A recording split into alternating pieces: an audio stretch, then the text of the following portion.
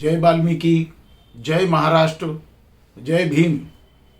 मित्रांनो, आज मी आपल्याकडे एक प्रकरणची चर्चा करू इच्छितोय.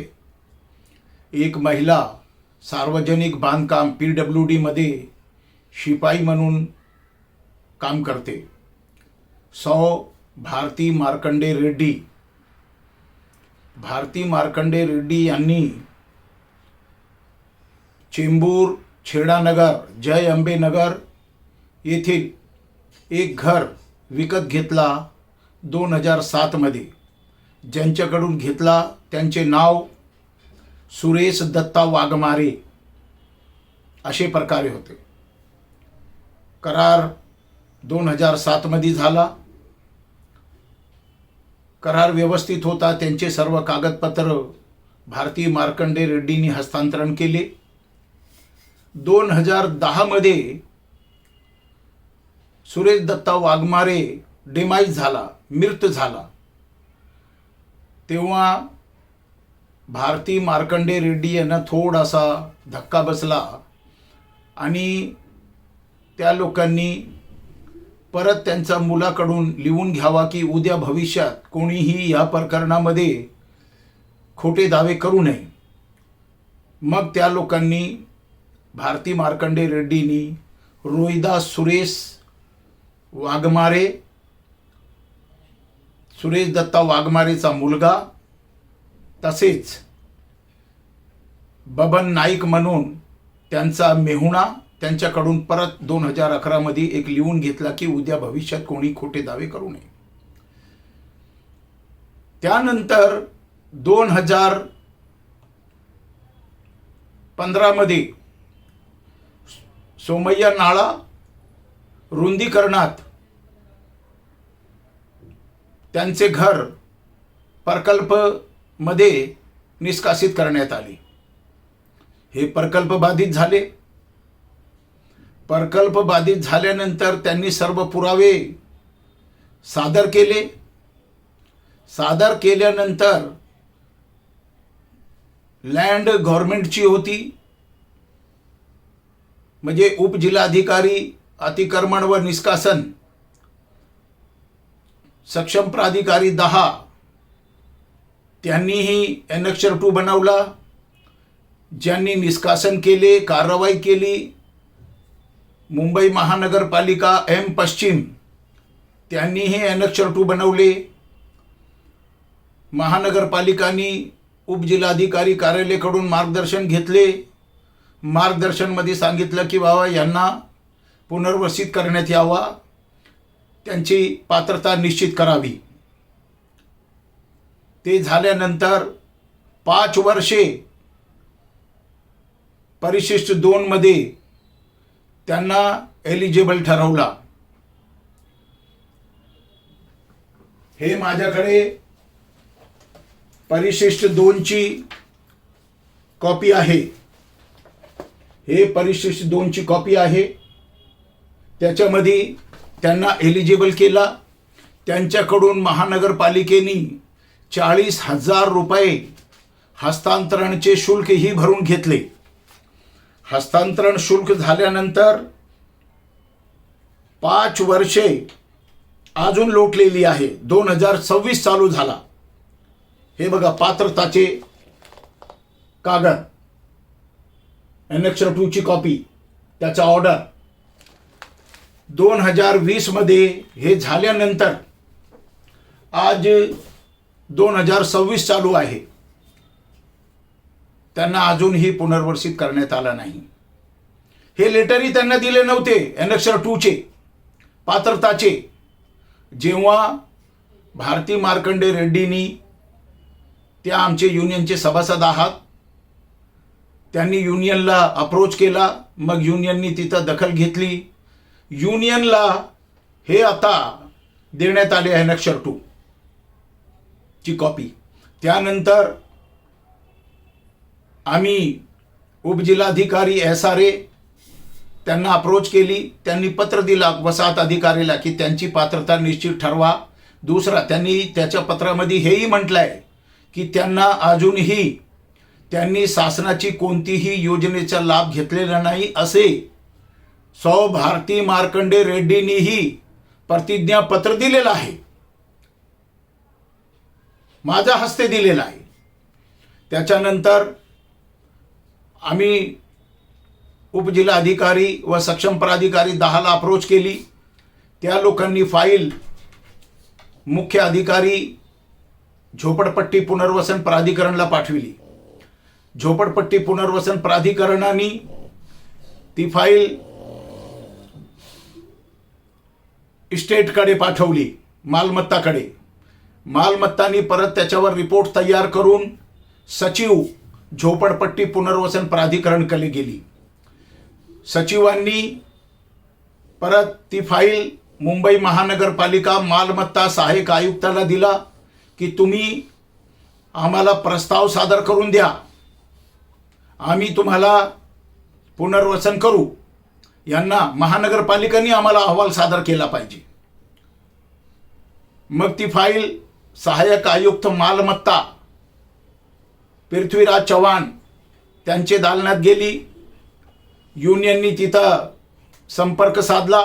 साधल्यानंतर ती फाईल सप्टेंबर महिन्यामध्ये सहाय्यक अभियंता एम पश्चिम चेंबूर यांच्याकडे फाईल पाठवण्यात आली की तुमच्या इकडचं प्रकरण आहे, तुम्ही अहवाल सादर करून मालमत्ता विभाग मुख्यालयाला पाठवा. परंतु 4 महिने लोटल्यानंतर आज तगायत ही फाईल चेंबूरमध्ये आहे. एकमेकावर ढकलाढकलीचं काम करताय. बीएफ जबाबदारी घ्यायला तयार नाही. परिरक्षणचे सहाय्यक अभियंता जबाबदारी घ्यायला तयार नाही. वसाहत अधिकारी तेही जबाबदारी घ्यायला तयार नाही. सहाय्यक आयुक्त सुद्धा ही जबाबदारी घ्यायला तयार नाही. मी आपल्याला सांगू इच्छितोय की ह्या एनेक्चर 2 मध्ये सर्वांची सिग्नेचर आहे. हे बघा मी आपल्याला पहिल्यांदा दाखवतो, त्याच्यानंतर वाचून दाखवतो आपल्याला. हे बघा, पहिली सिग्नेचर आहे rent collector M west ward. दूसरी सिग्नेचर आहे colony officer M west ward officer.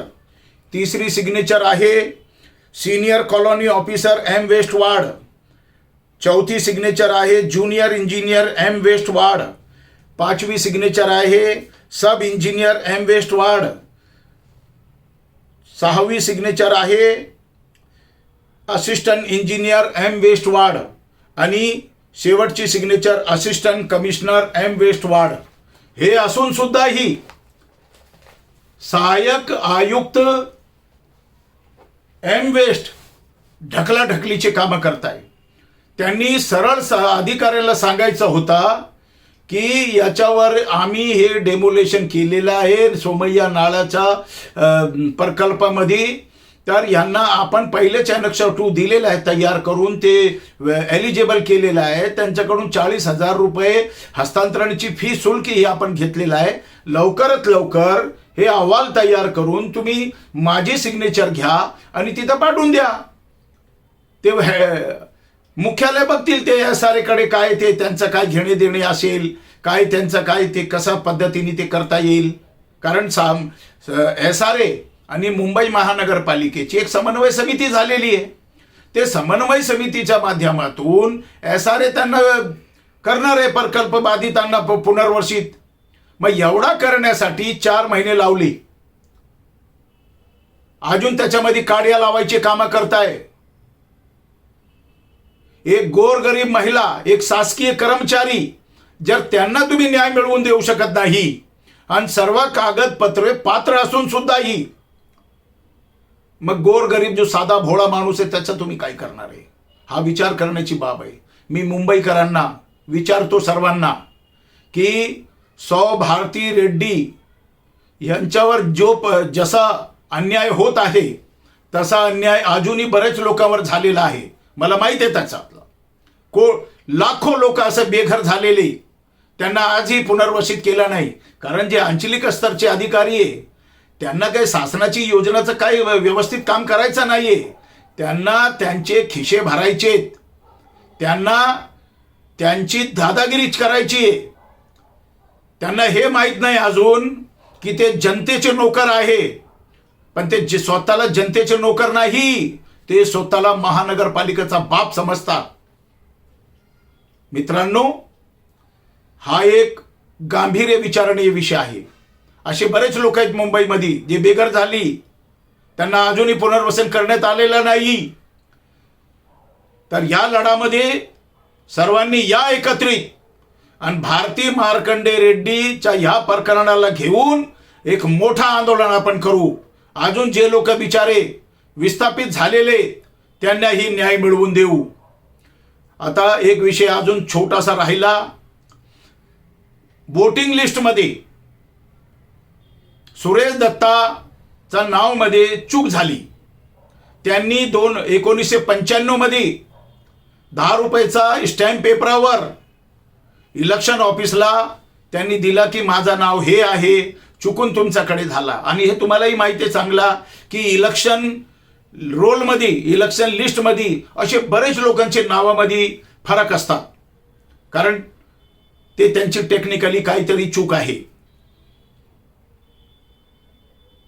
तर दुसरा जे 2007चा करारनामा होता त्यालाही या लोकांनी मुंबई मुद्रांक कार्यालयात पाठवलं व्हेरीफायसाठी. तिथूनही व्हेरीफाय करून आला की हे आमच्याकडून रिलीज झालेलं आहे. पण 95चा कसं होणार?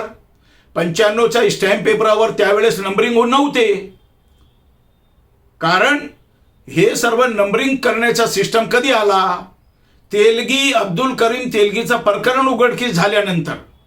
परंतु अब्दुल करीम तेलगीच्या काळात जे घोटाळे स्टॅम्पचे झाले त्यांनाही शासनाने त्यावेळेस मंजुरी दिली, नाहीतर शासनाचा कोटी अब्जो रुपयाचं नुकसान झालं असता.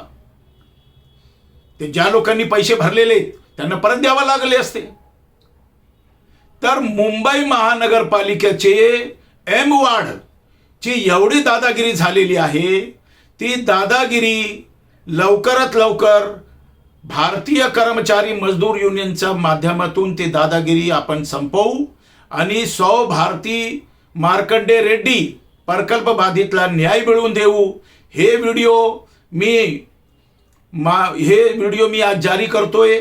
या व्हिडिओला जास्तीत जास्त आपण जे प्रकल्प बाधित आहे, विस्थापित आहे त्यांच्यापर्यंत पोहोचवण्याचा कार्य करा. भारती मार्कंडे रेड्डीलाही न्याय मिळेल आणि आपणही आम्हाला अप्रोच करा. ज्यांच्यावर अन्याय झालेला आहे त्या अन्यायाला वाचा फोडून आपण त्या विस्थापितालाही न्याय मिळवून देऊ, असे मी माझे इतर 2 शब्द ला विराम लावतो. जय महाराष्ट्र, जय वाल्मिकी, जय भीम.